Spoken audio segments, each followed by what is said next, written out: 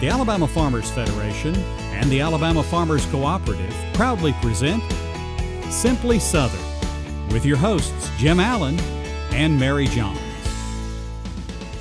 Hello, and thanks for joining us for Simply Southern. I'm Mary Johns. And I'm Jim Allen.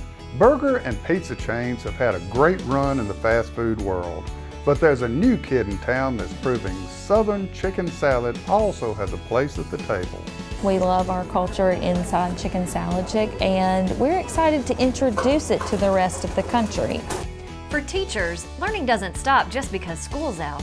Today, we'll go along as nearly 100 of them get new ideas for teaching agriculture in their classrooms. For these students, they're going to always have a strong, positive impression about agriculture from a teacher who they trust.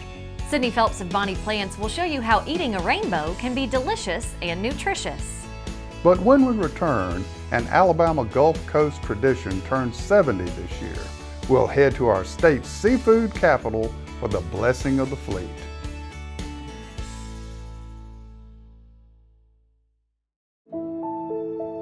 What sustains us? Food? Family? Faith. Alabama farmers live those things every day. They conserve our resources, clothe our families, and fill our tables. They cultivate jobs for our communities and values for our future. Farmers grow it all right here in Alabama. There's no such thing as downtime when you own a farm. This is your land. You tend it and try to get the most from it, no matter the weather or time of day. It's been that way for generations. And for generations, your local quality co-op store has been there for you, with a full range of agriculture supplies and services, from feed to fertilizer, seed to grain storage, and the right hardware for any application.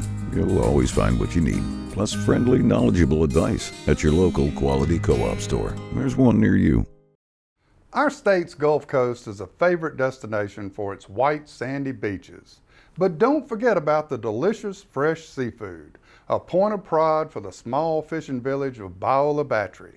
Keeping your favorite fish house stocked has earned them the nickname of Alabama's seafood capital. But working the seas can be a dangerous life. For 70 years, they've recognized this by asking for God's blessing in a ceremony that is both touching and a pretty good time. The docks and harbors of Bayou Batre are a little quieter than the big port just down the interstate.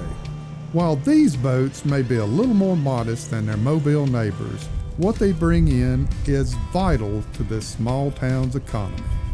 We are the seafood capital of Alabama, but the only other main seafood port is in Louisiana, and that's pretty far away. So our fishermen have to fish the entire Gulf of Mexico. Fishing may be a fun weekend pastime for most of us, but hauling in the catch of the day is a dangerous way to make a living. Numerous fishermen from the area have lost their lives plying the unpredictable Gulf waters. For 70 years now, Bayou Batre has remembered those lost and asked for the Lord's protection and favor during its annual Blessing of the Fleet celebration, a tradition dating back centuries. It was a tradition in Europe, and it was brought to various places along the Gulf Coast. We love our seafood on the Gulf Coast, and fishermen like to ask God's blessing both for protection and for an abundant catch. And here in Bayou Batre, it's been going on for 70 years. It sounds like a somber occasion, but there's enough good times down on the bayou to keep more than one TV host occupied. There are pony rides, petting zoos, and tons of fun for the kids. On and offshore parades, boat rides, and some of the finest eating you'll find in the state. You bring people in not from down here, and you can get to explain to them and tell them the history of the bayou itself. There's a lot of people that live in Mobile. We're 25 miles south of Mobile that have never been to this event. There's really good food. You know, it's a very joyous atmosphere. The tradition started with the parishioners of St. Margaret's Catholic Church inspired by similar celebrations in nearby Louisiana. Clergy from across the state assisted with this year's event, a few even getting their collars wet for the cause. The Archbishop of the Mobile Diocese oversees the fleet blessing, which starts with a wreath-laying ceremony and extends all the way to the mouth of the bay. The vessels that are out fishing currently, of course they can't be blessed, but the ones that are here dockside, no matter where they are on the bayou, they are blessed. And a lot of people, sometimes that just makes them feel better to know that, hey, my vessel has a little bit of holy water sprinkled over it, and we had a little prayer, said over us. We're also remembering those who lost their lives on the waters. And they know that they need God's blessing, God's help as they go about a job which is so beneficial to all of us so we can enjoy our seafood, but it's also a dangerous job too. And so we pray that not only will they make a good living, but they'll be safe. You can watch the boat as they're pulling away from the dock. All the loved ones are at the dock.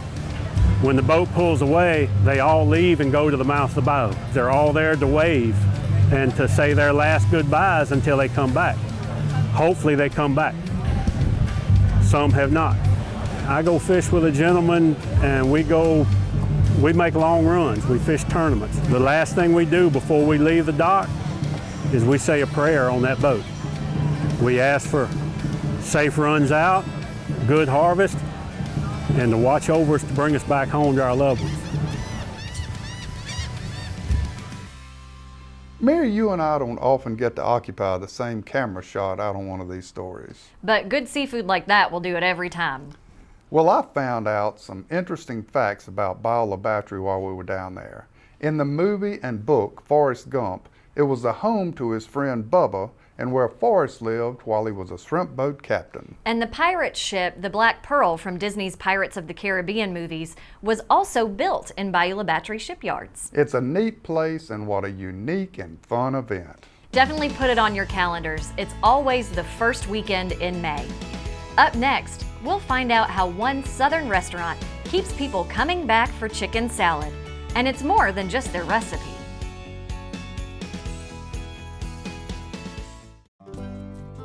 Soybean is a very versatile product. We make crayons out of it.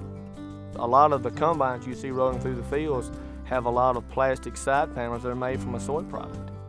The soybeans that we grow on our farm mostly goes into chicken feed. Soybean production in Alabama employs over 10,000 people. We grow some of the best soybeans in the world. We go the extra mile to make sure when our name is stamped on it, we know it's the best product we can produce. Support healthy food from local farmers by purchasing a Farming Feeds Alabama license plate. The tag funds education and promotion efforts, including Ag in the Classroom, agricultural scholarships, and youth programs. Get your Ag tag today. They take you where you want to go, where you need to go, and sometimes where you thought you'd never go.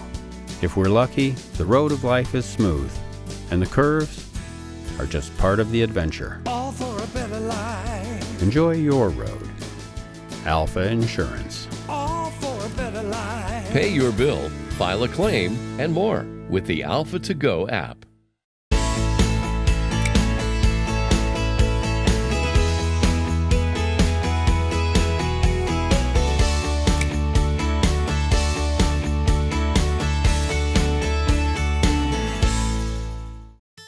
A farmer has to live on faith. We do all we can do, but we can only control so much. Alabama is the second largest poultry growing state in the nation, so we're trying our best to grow all the corn we can for that. What we produce not only feeds and clothes all of the United States, but about half of what we make goes on to the world market.